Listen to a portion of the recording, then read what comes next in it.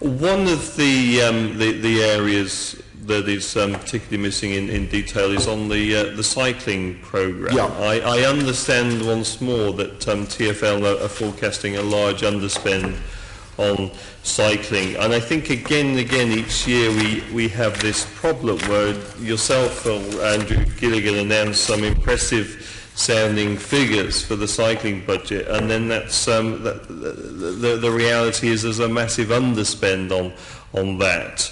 At a time when we absolutely need investment to make our roads safer. All the public concern about those being killed and seriously injured.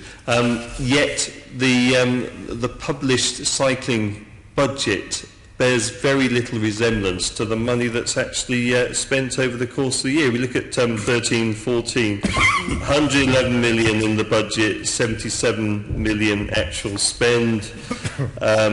2012-13, 101 million in the budget, 81 actual spend. 11-12, 94 million in the budget, 82 actual spend. And you're announcing these very impressive figures and then not following it through with the investment that's actually needed. Well, that's not right, because there's movement between years, and the money committed will be spent on cycling. I mean, you're right. But there's a big underspend every year. Every year there's that big underspend. We are pushing out a huge amount of money on cycling and on improving safety in cycling. And you're right to mention that as a big cause for public concern. Perhaps I could just for the sake of completeness, just remind you that cycling deaths have fallen, even though the number of cycling journeys has massively risen. In 2002, there were 118 million bike journeys, of which 20 ended in death. By 2012, the number of journeys had gone up to 209 million, and 14 ended fatally, tragically, and that was true, of course, of 2013. We had the same number. But I think in terms of reliable, and if you look at the number of deaths on London's road in the last 5 years, it's actually 17% fewer than in the previous 5 years, or the aggregate number. And what we are certainly doing is investing massively, a £913 million investment in cycle safety measures. So some of them very, very ambitious indeed. I mean, Darren, I'm not going to pretend to you that I don't sometimes share your impatience, and I'm not going to pretend to you that if I could snap my fingers and see all the improvements. I want to help you on this, genuinely. I want to see that money spent and invested in improving safety. I understand, but these are very I want to see a huge number of improvements done. What I don't want to see is us rushing into ill thought out schemes that don't actually deliver the long-term results. And we are going ahead now with the Quiet Way scheme. We're going ahead with an expansion of the superhighway network. We are doing all sorts of things to improve junctions and roundabouts, as you know. I hope very much that by the end of my mayoral existence, there will be a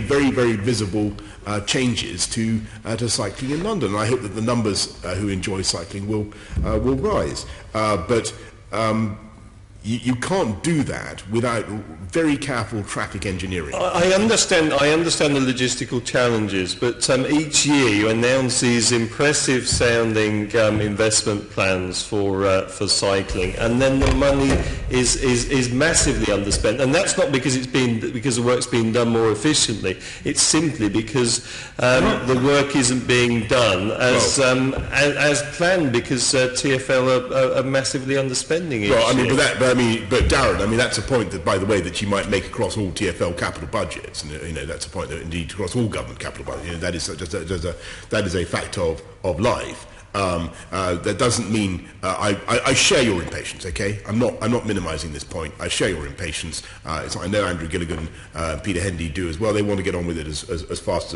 as anybody. You cannot just water cannon money at projects and hope that they will go right. You've got to make sure that they're genuinely going to deliver. But you agree it's a legitimate role then for this committee and also the Transport Committee to keep up that pressure on TfL to ensure that investment programmes are actually delivered and not simply announced. I do, and I'm grateful.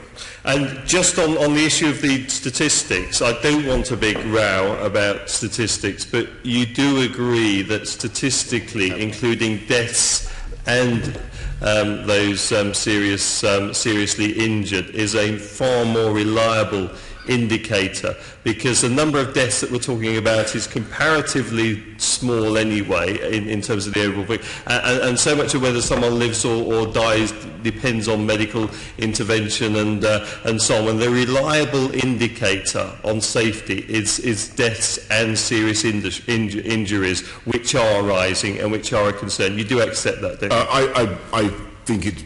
Look, I think all injuries that are sustained in the course of cycling are, every serious injury, every death is one too many. I think that it's very important that the public should know that cycling has been getting safer if you look at the number of deaths on our roads, and that is something at a point I'm going to continue to make. And I think sometimes it gets lost in the very understandable anxiety that people have. My job is to give people the data insofar as I have it, but above all to invest in the long-term improvements that will make a difference. And finally, one final question on the cycling issue. Will you ensure that TfL publishes information about its planned budgets and implementation for your cycling vision?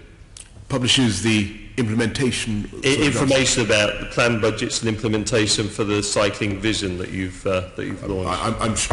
You're going to be seeing a lot more over the next few months about what we are spending on what we will see a detailed breakdown and what it's meant to achieve. I'm not exactly sure what you're after there, but you will certainly see a lot of more granular detail about what cash is being allocated for what project and how it's...